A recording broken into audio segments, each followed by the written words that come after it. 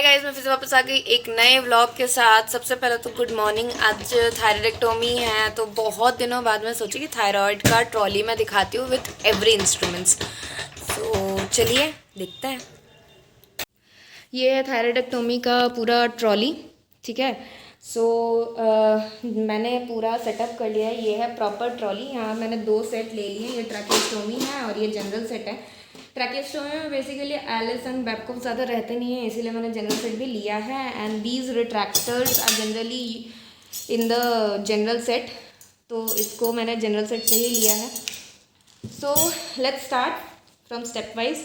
सबसे पहले sponge holder से पेंट एंड ड्रैप होगा, स्पिरिट, बीटाडीन, ठीक है। फिर कपड़े, फिर ड्रैप होगा।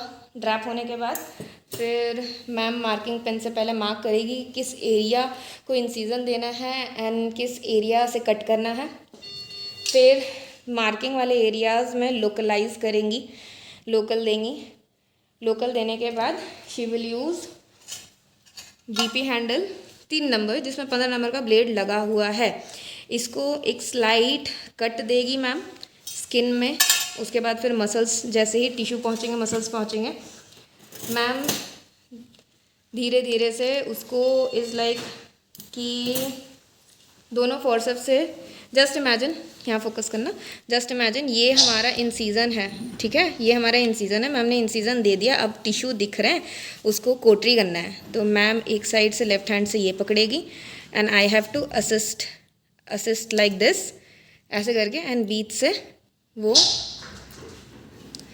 से वो कोटरी करते करते टिश्यू काटेगी। जब टिश्यू कट जाएगा, मसल्स तक पहुंच जाएंगे, तब वी विल यूज़ मस्कीटो।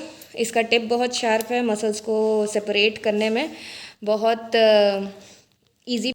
तो मस्कीटो का काम हो गया। मस्कीटो यूज़ फॉर ब्लीडिंग को रोकने के लिए। जैसे ये जस्ट इमेजिन हमारा आर्टरी या वेन जो भी है वेसल्स है, उससे बहुत ज़्यादा ब्लड फ्लो हो रहा है, तो हमें उसके मुंह के टिप के थोड़े नीचे से जाके इसको ऐसे लॉक कर देना है। तो यहाँ से जो ब्लीड आ रहा है, यहाँ से वो, इसके बाद से वो ऐसा सील हो जाएगा।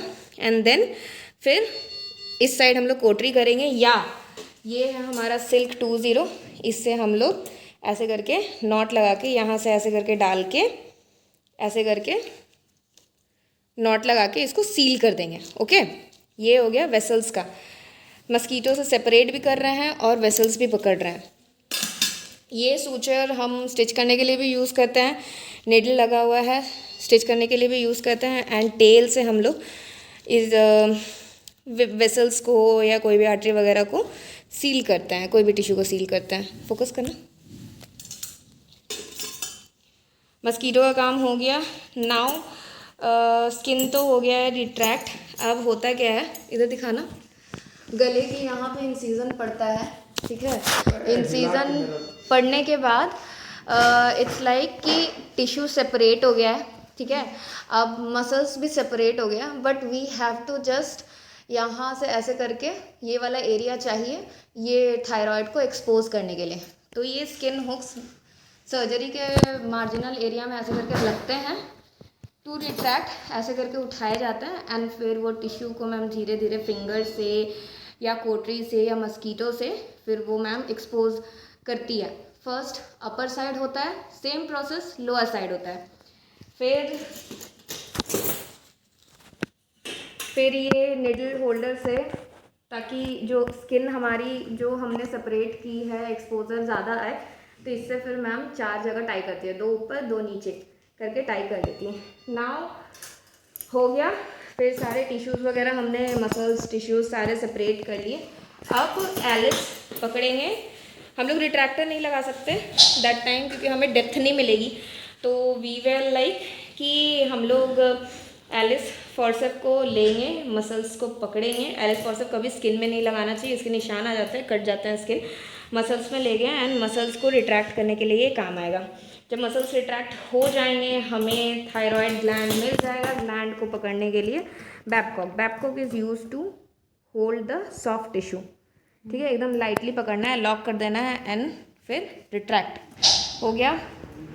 हमारा सब निकल गया। एंड पीनट, सबसे इम्पॉर्टेंट पीनट।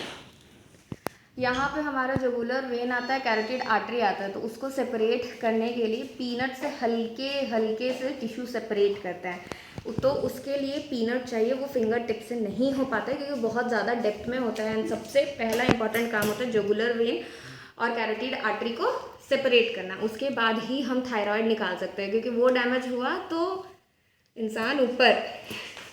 फिर जब कैरोटिड आर्टरी जब चारों तरफ से हो गया है, अब जब डीप का बाकी है, तो तब हम लोग रिट्रैक्टर लगाते हैं एक्सपोजर एरिया बढ़ाने के लिए।